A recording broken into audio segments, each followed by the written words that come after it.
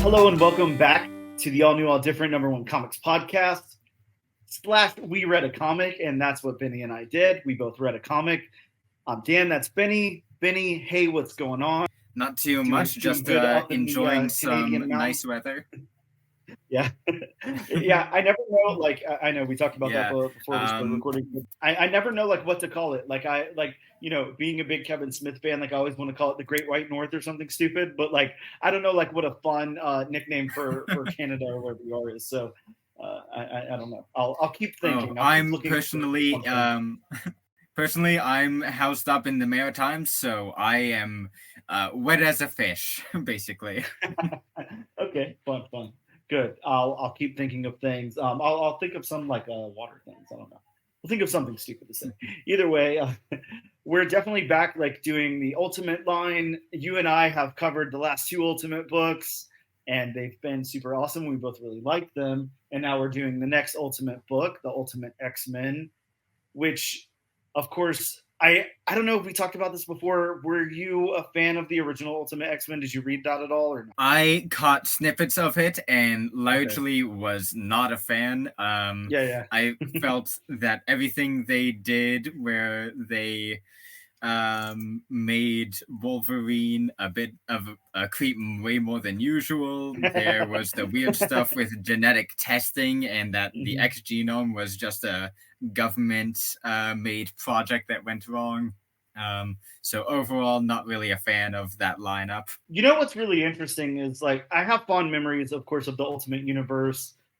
I was really big into collecting at that point, but not to the point where I am now. You know, now I get almost everything that's coming out every week or whatever. But like back then, you know, it was like New Comic Book Day was like a very special thing. You know, I could probably go in and buy, 5 or 6 books, maybe. I didn't have a lot of cash. You know, it wasn't as expendable as it is now and all of that. And, walking in with like, I don't know, $20 in your hand and still grabbing some change or whatever was like, like a thing that happened. But, now it's more like, I don't know, $200 or something a week. But we won't talk about my crazy addictions. But it was like different back then, and I feel like Ultimate Spider-Man, was really the ultimate book that stood out. Like that was the flagship. That was the book that, it was like the water cooler book. Like everyone was kind of talking about it, like month to month and everything. And yeah, all the other ones still getting recommended. Yeah, exactly. Right. There's so much like good things came out of it and everything. And the Ultimate X-Men, Ultimate Fantastic Four, like, some of the other stuff that came out, like there were some cool ideas in it and stuff, but I don't think anything really stuck that much. Like it was just kind of, all right, here's this alternate universe and there's other things going on in it. And we're going to kind of rebrand it from the beginning and make it like more accessible. That was obviously the point of it, was, to be able to not have to worry about all these years and years and years of continuity and everything, and be more accessible to like young new readers or whatever. And I'm not sure that this is what this line of Ultimate is for. Like, I don't know. I haven't read any press releases or anything. I don't know what your feelings are on that, but like it almost seems a little bit like this is like a mix of that and pandering to the people like me who were like big into the Ultimate Universe, like back when it started. Yeah, I'm definitely getting a sense that it's largely focused on just a reimagining of fan favorite characters, but it definitely seems like it's there for the hardcore fans as well. Yeah, it's like, I don't know, it's a little bit different than the way it was first branded, which is fine. Like, don't get me wrong, I'm not trying to be one of those people that's like, it's not the same as it was back in my day. I'm not like that. That's not. I have no problems with anything. Everything we've read so far has been absolutely fantastic. So I do, I'm ready to talk about this book. I do, and I told you like off air for a sec. I have like a little side story. I think it ties into this, and I'll make it quick. And it is like, I don't know how to brand it. It is like semi, maybe political. I don't know how we could word it, but let me just go with it, and you can tell me to shut up too much. But as I was telling you, I hopped on Craigslist last night. I saw that there was a garage sale that had some comic books this morning. So I'm always stoked when I see that. Maybe I'll go out and find some cool issues, or maybe pick up a whole collection or whatever for really cheap. So I drove across town, and there was, I think, I want to say about 4 long boxes, 5 or 6 short boxes. and a few random comics laying around. So all pretty modern stuff. There was some astonishing X-Men in there. Definitely like a lot of Captain Marvel. There was like a good mix of things. And as I'm looking through, the guy who was hosting the garage sale and then like another customer who was coming up looking through comics were talking. And they were talking about, I would say they were about my age, probably about 40, maybe a few years older, not much. But they were talking about, kind of comics nowadays, blah, blah, blah, doing the whole, it's not for me, Marvel, DC, blah, blah, blah. And of course, I'm sure you can get what they're, what that alludes to. But, then I start to hear the cool conservative buzzwords like woke and stuff like that. And I cringe and I try not to say anything, of course, because I'm at this guy's house in his front yard digging through his comics. So let me just keep quiet and not give my opinion. But they just kept going on and on. And so I turned around and I said, I'm sorry, here's what happened. After all the woke conversation, then they said something about, well, kids can't read comics anyways because, the TikTok generation can only pay attention to something for, 5 seconds. And I turned around and I said, you guys sound so ridiculously old and out of touch right now. Come on. And the guy was like, well, we've been collecting comics a long time and blah, blah, blah. And I said, me too. I've been collecting comics since I was 6 years old and I'm 40. So what does that tell you? I've been collecting also. Comics should reflect the times. Like they should reflect change. They should reflect what's going on in society.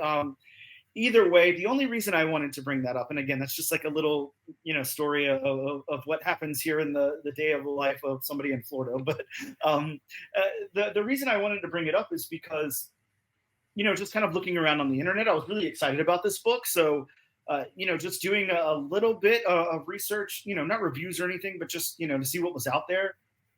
I'm again seeing a lot of that, but it's very divided. A lot of people are like, holy crap, this comic was so good. A lot of people love it. And then you have that other group who really doesn't like it. They don't like the fact that it's based on a female, the first introduction we're getting is a female character.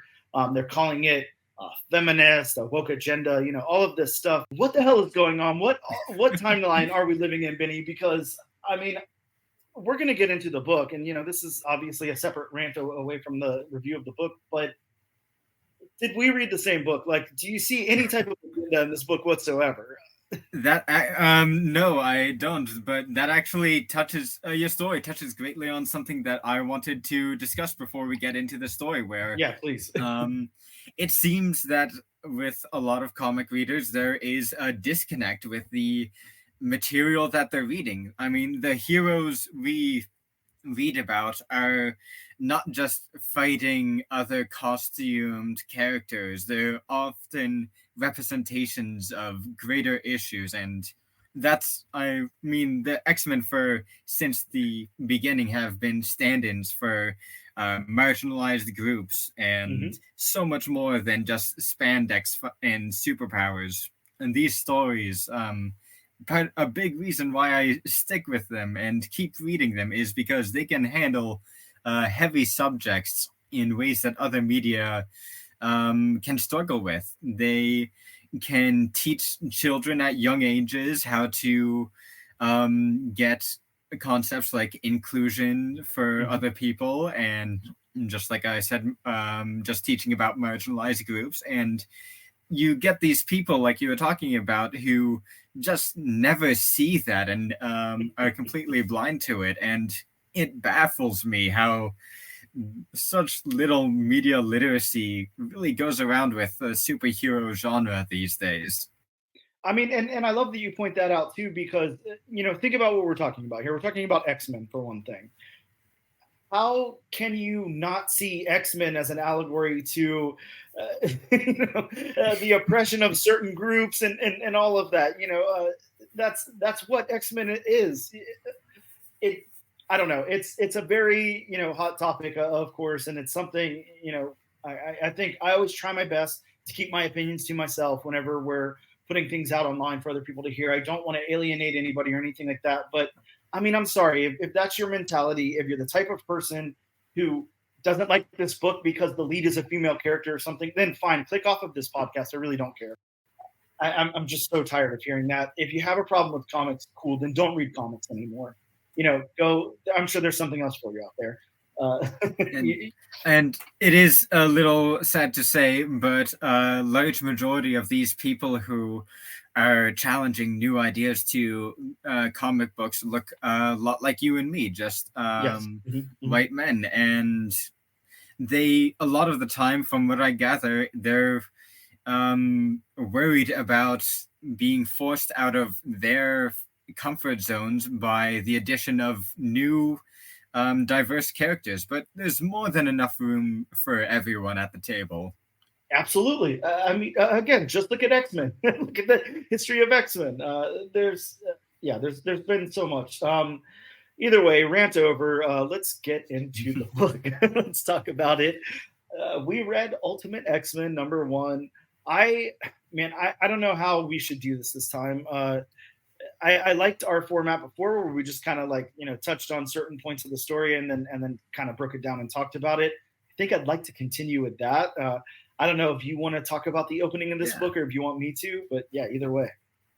I don't got a synopsis on me, but I will give some general background info. Sure. The artist and creator is Peach Momoko,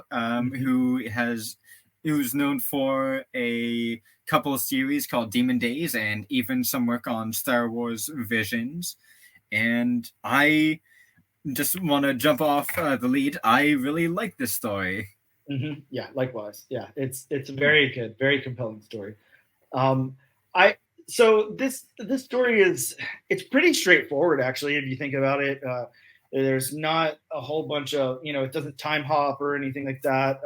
It's very straightforward. At the most, we're getting not really like a flashback scene, but almost like a daydream scene or something like that. But yeah, very straightforward narrative and all of that. So this book opens up with, and Benny, if I screw up any of these names, feel free to jump in. But I'm going to go with Hisako. I think that's how I'm supposed to pronounce her name. But she's a middle school student, and she's like an outsider. And she's kind of debating if she should attend her middle school graduation, and she does.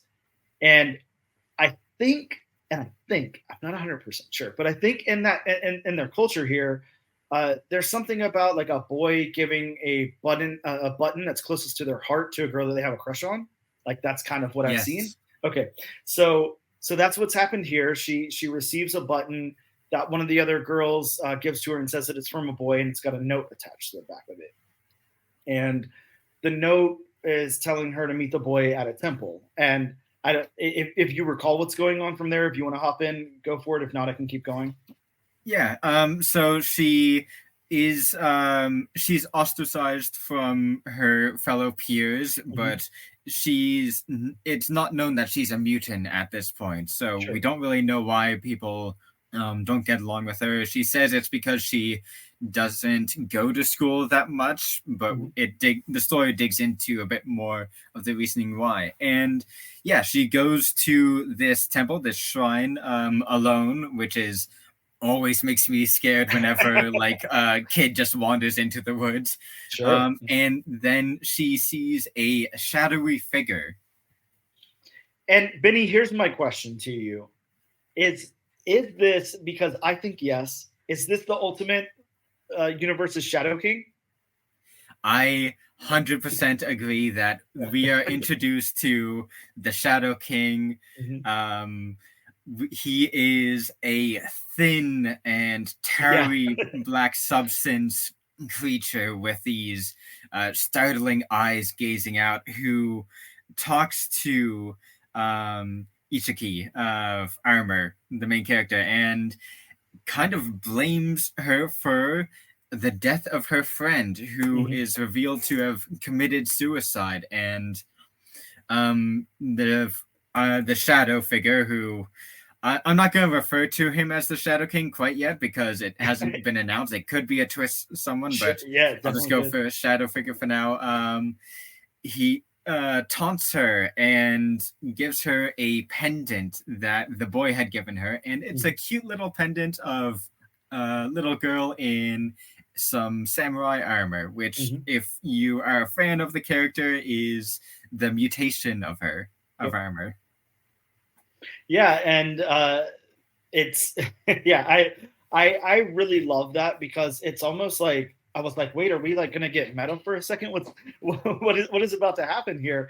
But yeah, that part's really cool. And then it's like the shadow. I'm gonna call him the Shadow King. I don't know. I could be completely Mm. wrong. Maybe I should go with you. Maybe the shadowy man, at least the shadowy figure. He kind of like alludes. He's blaming her for the death of Subasa, and kind of like explains that he has this plan to get revenge. And from there, Hasako runs away, and this is like the big moment that happens here. She's riding her bicycle, and then all of a sudden she can't like swerve away fast enough to get out of the way of this oncoming car, and then her armor is revealed and totally Yes. crushes the car. And let's talk about that armor for a Yeah, minute. yeah, please.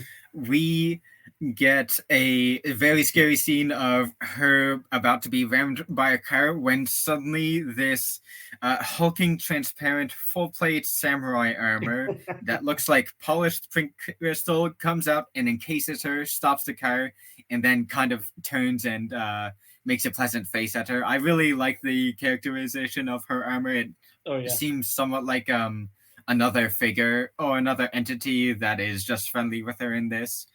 And then it disappears and she runs away before anyone catches it. But this is her, from what we can gather, this is her first mutant awakening. This Yes. because she is very shocked. Oh yeah. And then she goes home. She goes back home, and like we were kind of seeing in the setup of the book before, it seems like her mom's like super busy. It seems like she's living with her mom and I think her grandmother, and her mom's like super busy, like kind of working all the time, and grandma's kind of home or whatever. But in the next scene, she's home. She's kind of like locked up in her room, and she's feeling very, very guilty at this point. She's like, it's all my fault, kind of on the floor doing the it's all my fault, type of thing. And yes, and I'm not really sure if this is about the car crash or the boy. It could be yes, about both right now, but it seems that whatever the Shadow said to her is really getting to her. And if you know the Shadow King, this is a big part of his operating method where he worms just self-doubt and hatred into you before he is able to possess you. Yes, and speaking of the Shadow King, if this is the Shadow King, which I think it is, she then she hops up and she's like, I got to go. Her mom tells her she's going back to work or whatever, and she hops back on her bike, goes back to the temple. Now, I want to ask you a question, Benny, because it of course is like referred in the book that the Shadow King is like, you left your diploma here, you don't want like any ties to the scene or whatever. Do you feel like that's why she went back, or do you feel like there was another reason? I think that it was largely to get her diploma because it's pointed out in the beginning that she does kind of care for the graduation ceremony. She's making like her first appearance in school for a while. So I think academia is important to her.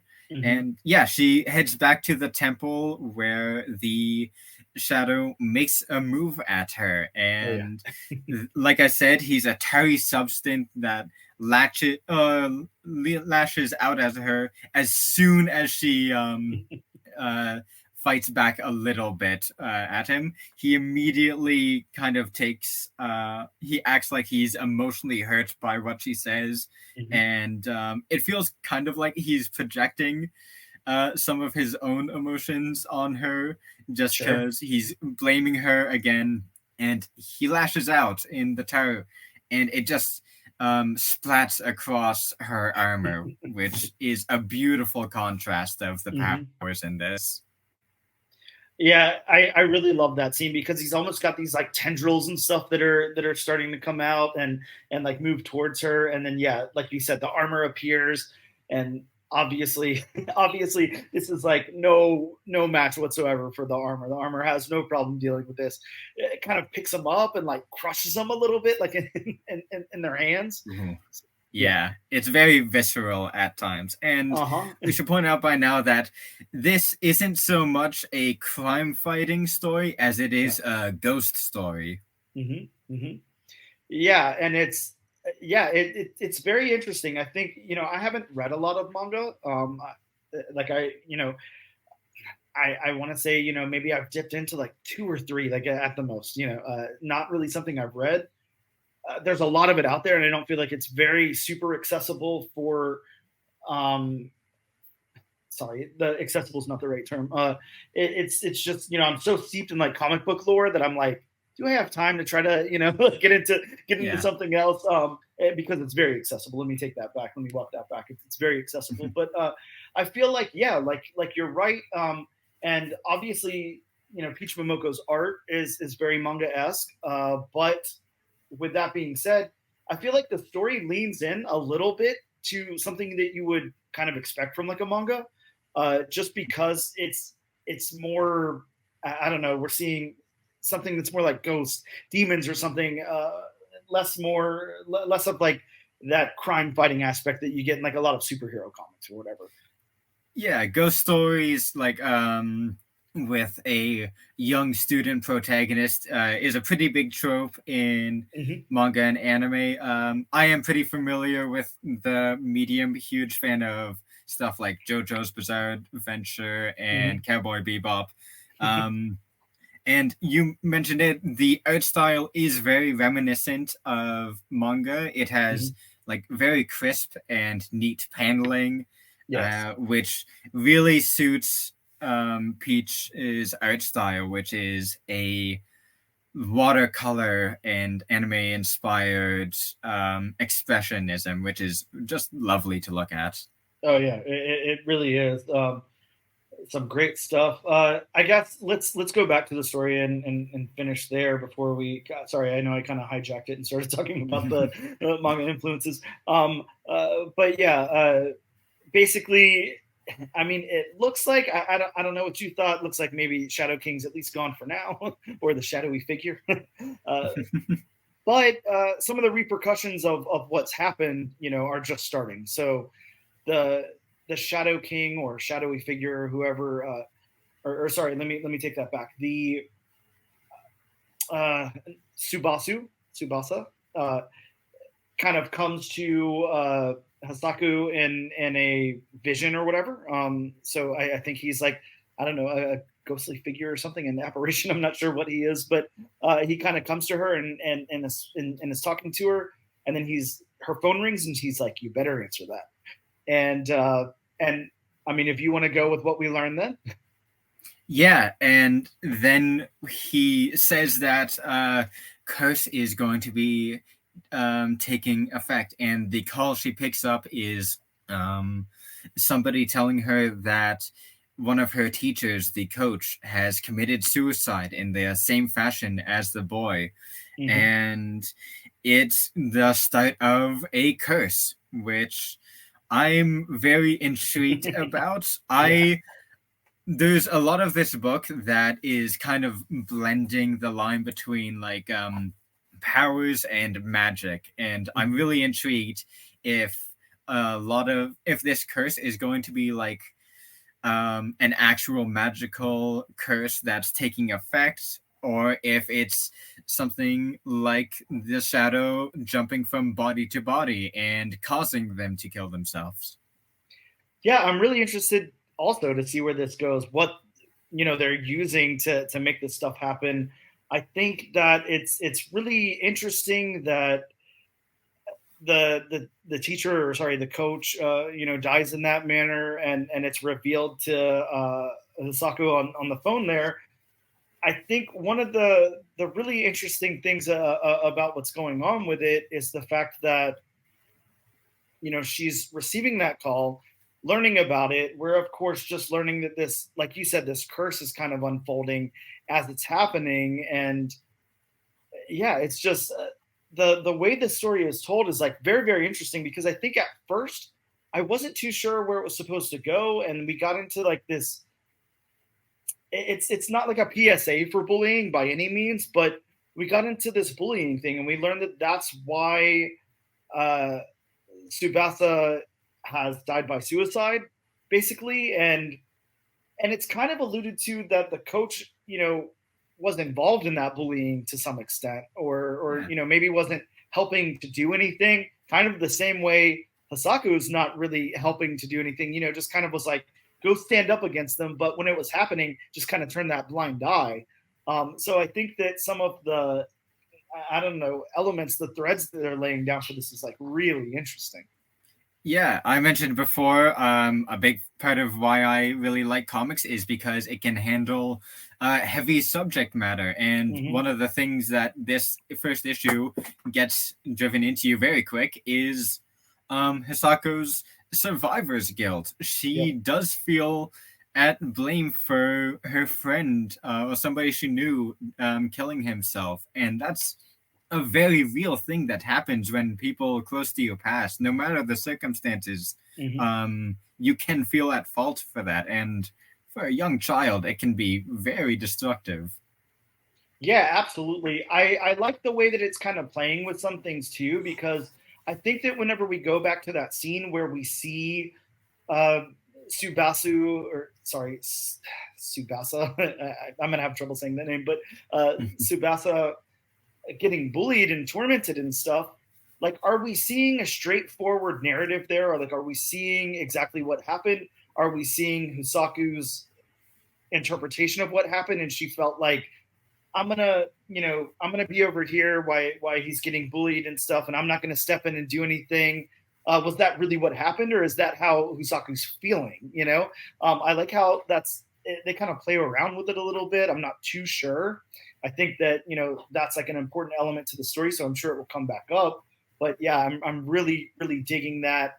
I'm really digging how the art style is influencing how I feel about certain scenes, where I'm like, okay, this could have been like an interpretation. This could have been straightforward and something that actually happened. Like, I'm just kind of unsure. Yes, there's one scene in particular that stands out when the boy appears to her again. It's from behind her, and it's this haunting, like, full page of him hanging Yes. and just shadowing over her, and she is very clearly in great distress from it. But the face is just shocking and dreadful to see, downright. Yeah. Very. Uh, th- I'm gonna go ahead and just say, because I mean, I don't know what else we could say about the story. Like I said, it's very straightforward. Everything that we explained here is kind of what happens, and it's very, I mean, in my opinion, it was very very good. I really liked it a lot. I think the execution was phenomenal. I would say I really appreciate the straightforward storytelling here. Coming from a background of reading X-Men, and I know from a background of reading X-Men, we both love X-Men, of course. There's I think it takes a lot out of you to really love X-Men. It's not quite like really loving Spider-Man or something. That's a little easier to do sometimes. uh, you know Current run aside, but um, X-Men has been through so many things, and they put us through like a lot of shit as fans of X-Men. There's been a lot of times where it's like, come on, like I got to deal with this now, and now we're dealing with the end of the Krakoan era and all of that. So sometimes X-Men can ask a lot of you and can be steeped in like a lot of lore, a lot of continuity, a lot. You got to know a lot going in. I think that this is a really really cool fresh take. If this is the way that they were going to be introducing like mutants and you know as a team into this ultimate universe, like I'm really with it. I think it's really really cool. I wonder what Peach is going to do moving forward, because obviously they're including armor. We're getting Mayflower, but what's the expansion beyond that? I'm not too sure. I don't know if you know anything. Yeah, how self-contained will this story be? And that Mhm. does bring up one very minor gripe from me.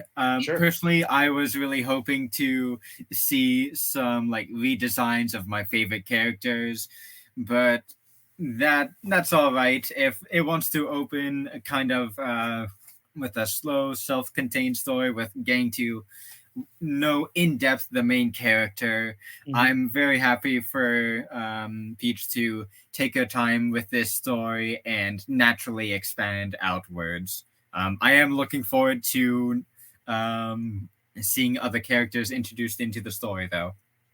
Yeah, definitely. Likewise, I want to see more of them. I'm kind of liking that we're getting this though. I'm not gonna lie. I feel like Armor has been like almost on the back burner for a little while. There's not like a whole bunch going on. There's like I feel like Armor's not underdeveloped at all. Like not the slightest bit. But it's like a character I want to see more of. There's more Yeah. stories. There's more that I want to see what goes on and everything. I like that the focus was on that here. I'm wondering, how this world's going to get fleshed out. So I think that it's like very intriguing. It definitely makes me absolutely want to move on to issue number 2 and see what happens, and 3 and 4 and all of that. I would definitely keep going with this 100% for sure. What about Peach Momoko's art? Like, I have to ask you this because before I get into my background with Peach Momoko, I want to ask you your thoughts on Peach Momoko's art.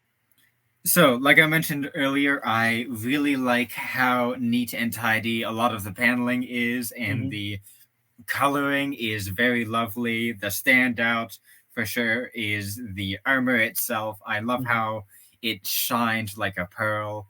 Yeah. Pink's my favorite color as well, so that's totally a win. I don't know much about the character, but she wasn't that largely involved in the Krakoa period, so Mm-hmm. it's really nice to see this introduction of her. I do have some small misgivings about the art in that I think some of the facial expressions are a little too expressionistic Mm-hmm. or simplistic, but that is also a big style of manga where the kind of simpler you detail a face, the more you can do with the expressions. Yeah, I'm with you. I felt a little uncomfortable at times. I think whenever the driver of the car was seeing Armor or Saku in their line of vision, and had that really nervous look on their face, and the beaded sweat on their forehead and everything. I was like, this is a little bit stylized for me. I'm gonna give it that, but I'm with you. It has like a nice influence. It's very fresh, and I will say this again, and this is coming from obviously somebody who doesn't read manga, or I'm not really into anime or anything either. I don't have a problem with any of that stuff whatsoever. It's just comics take up so much of my brain space. I don't think I could fit anything else in there. But I I think it's fresh. It's a nice take. Again, to say it's fresh, and something that's existed, and has such massive universal appeal, I guess is a stupid thing to say. But in the world of superhero comics, it's like it's a fresh take. Like, I really like it. I really Yeah. welcome it a lot. I'm really into it, and I think that that's good. We take something like Ultimate Spider-Man, Ultimate Black Panther, and while they're kind of reimagining what's going on with those characters, this is reimagining what's going on with those characters, this universe, and really like the whole style of all of it, the storytelling, the art, the perspective, like all of that. It's a reimagining and it's a fresh take, and like I actually really welcome that. I'm really into it. I think it's very cool. Uh, and just going to Peach Momoko for a minute, I remember, I have to say it must have been 2018. 2018, maybe tail end of 2017, something like that. Peach Momoko comes out of nowhere, like out of nowhere. I'm sure, where she's from. She was probably doing a lot of stuff, whatever, but her crossover, in the States and in the, in our side of the world and all of that, Peach Momoko comes out with like these variant covers. We're not seeing any stories or any interiors from Peach Momoko. We're seeing stuff like Patriotica, which was uh, it was like a small press book. I can't remember the publisher of that. It might have been like Antarctica or something. I don't know. But we're seeing Patriotica, and it's this super stylized. Like, what the hell is this? Just eye-catching covers. And I was like, the first one I saw, I was like, holy shit, I'm buying that. I had to grab it on the secondary market. I paid like a premium on eBay for it, whatever. I was like, this is the coolest thing I've ever seen in my life. And I picked it up, and then from there, I was just, it was like you're slowly seeing more Peach Momoko stuff. I think she did like a heavy metal variant. And then in 2019, I think it was, she hopped on this Marvel Rising variant. And if you remember that Marvel Rising issue number 1, um, I actually want to pull it up for you if you haven't seen it, and show it to you really quick. And this isn't going to do anything for the people who are just listening to the podcast. I can't pull it Yeah, up. I do remember Marvel Rising, but it has been a few years since I've actually seen any of the artwork from it. Can you see that? Is it too bright? You can't see it. That's it. That I can't see it, but you'll have to send me a photo Yeah, yeah. later. I'll have But to send it to you.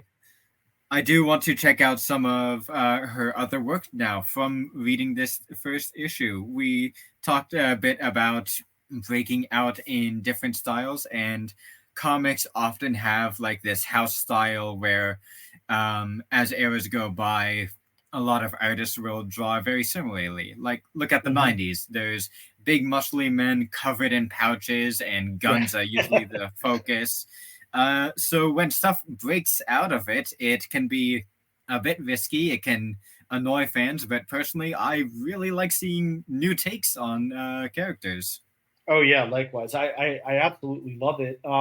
I just, by the way, if you have any chance to open the Discord, I just sent it in Discord so you can see it. Just because again, like I want to talk about Peach Momoko for just a second.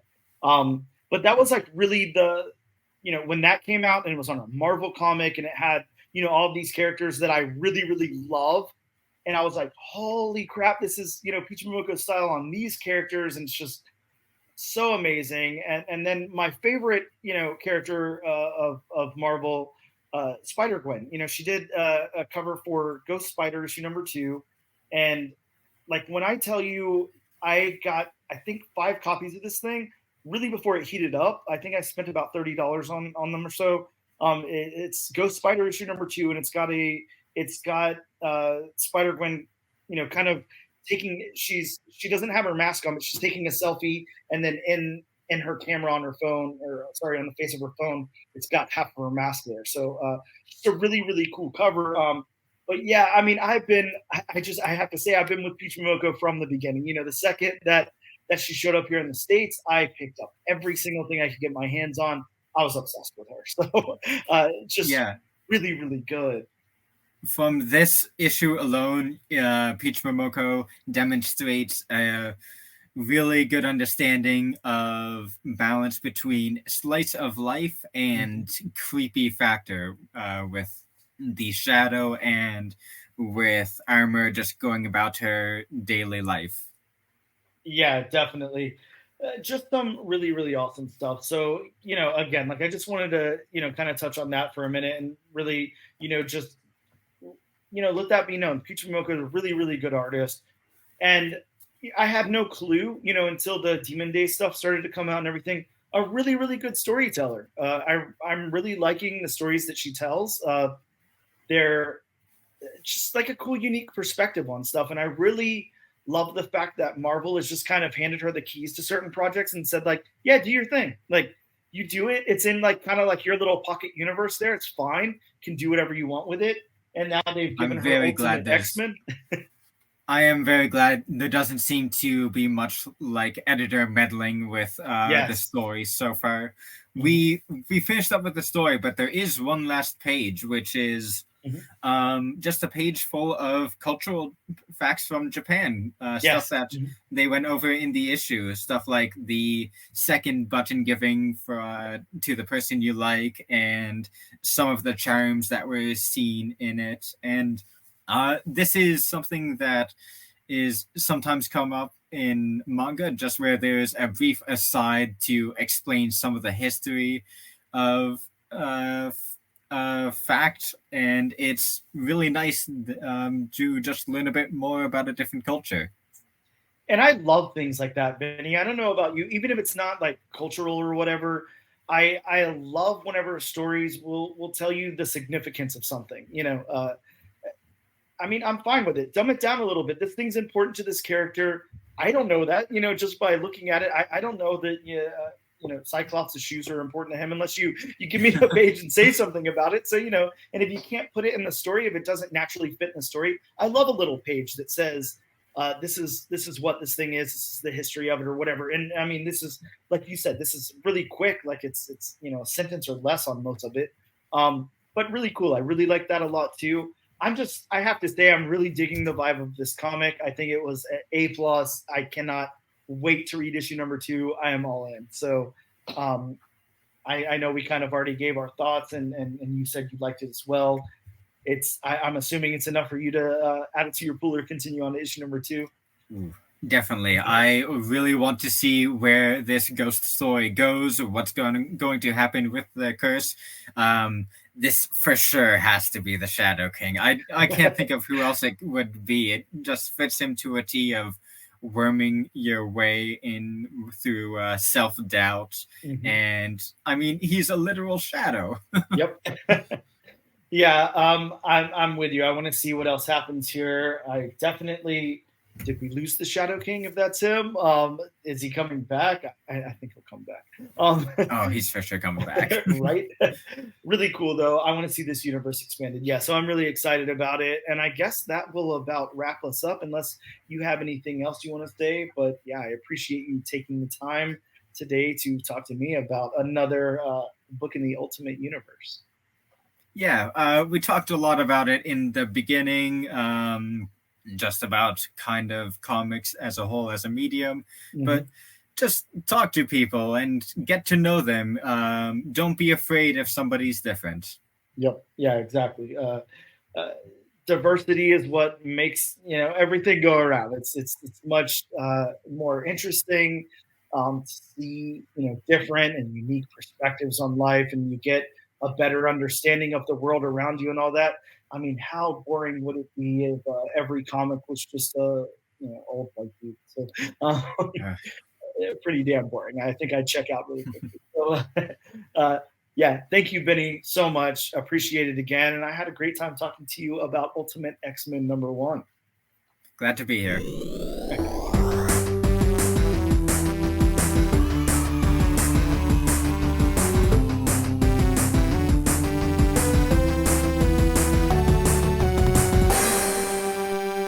A diabolical genius known as the Maker used time travel to create his ideal Earth by systematically preventing anyone from ever becoming a superhero and establishing a secret council of supervillains that rules this world from the shadows.